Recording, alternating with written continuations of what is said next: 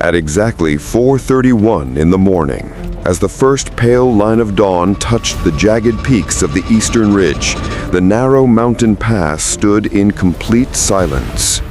The wind slid between the rocks like a whisper, carrying cold air across the gravel path that twisted between cliffs.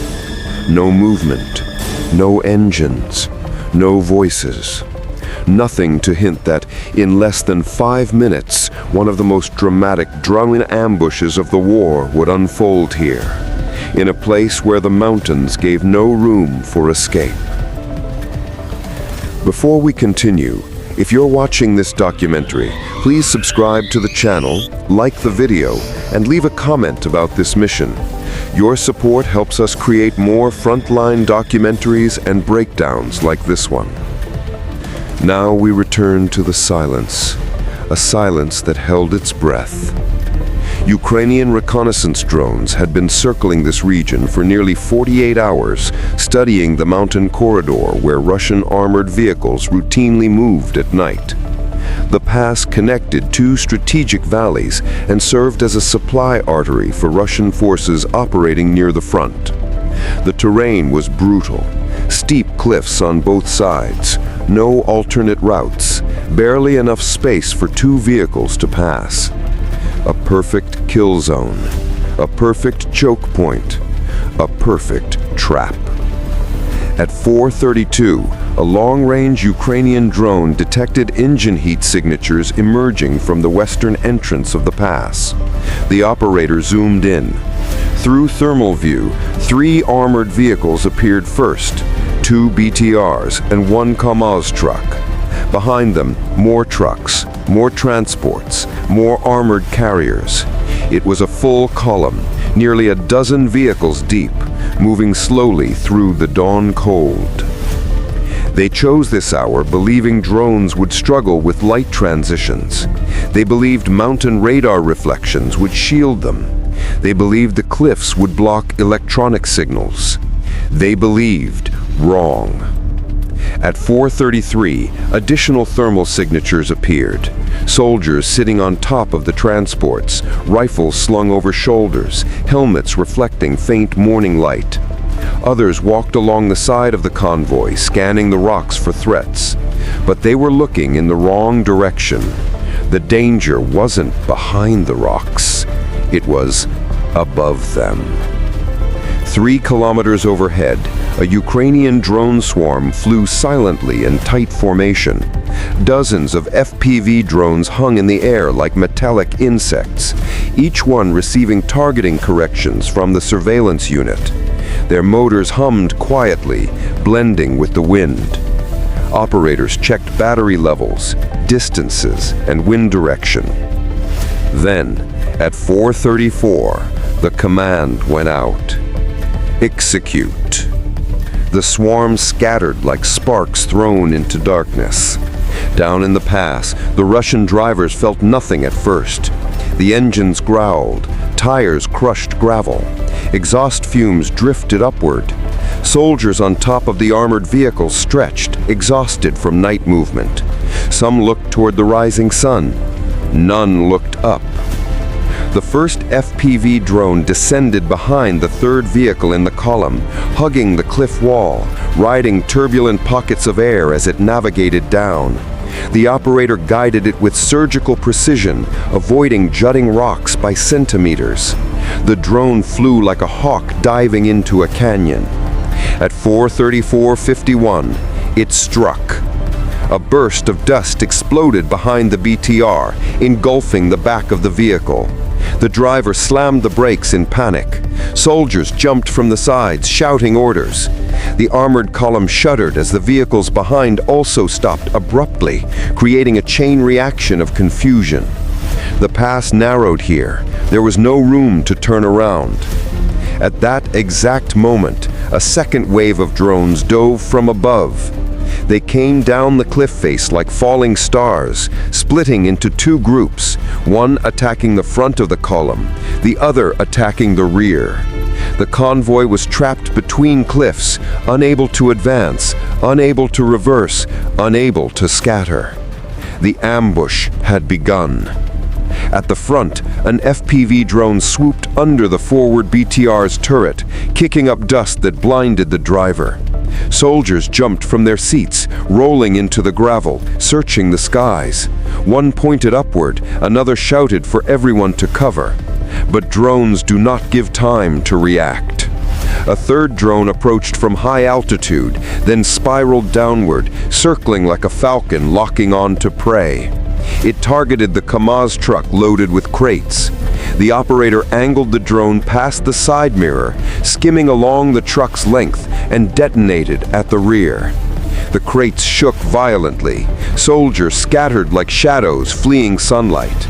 At 4:35, the column was entirely immobilized. Mountain cliffs amplified every blast. Dust rolled upward like fog. The sound echoed between rock walls, doubling each impact. Soldiers shouted through the chaos, but their voices were swallowed by the canyon's geometry. At 4:35:20, surveillance drones recorded the moment the entire formation lost structure. Soldiers ran toward rock crevices. Drivers abandoned vehicles. Officers tried to regroup, yelling commands drowned out by roaring engines and FPV motors. But the Ukrainian drones were not finished. A fourth wave shot through the pass, flying low and fast. The operators directed each drone toward specific targets: a truck carrying equipment, a transport vehicle parked crooked after hitting the brakes, a group of soldiers sheltering near a boulder.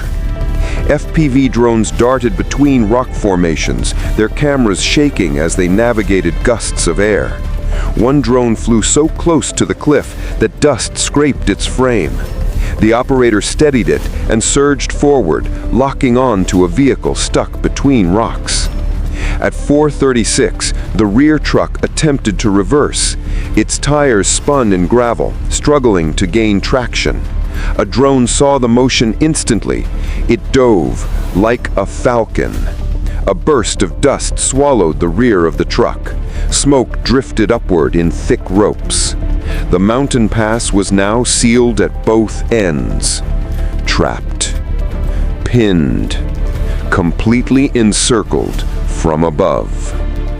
At 4:36:40, another group of drones performed a coordinated strike. One drone flew high, marking targets. Two flew mid-altitude, preparing to dive. Four flew low, approaching from opposite sides of the canyon. It looked like a swarm of metal birds closing in on a single prey. The Russian soldiers, realizing they were boxed in, attempted to climb the rocky slope to gain higher ground. But the cliff was steep and jagged. As they climbed, drones adjusted altitude and angled their cameras, tracking every movement like hunters reading footprints.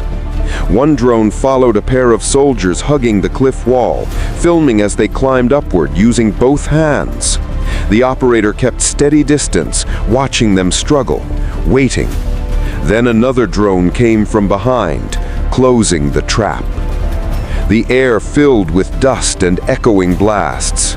The soldiers could no longer climb. At 4:37:20, the defenders tried one last desperate measure. They attempted to push the forward BTR out of the way to create space to flee. But the front of the pass was blocked by collapsed debris from earlier drone hits.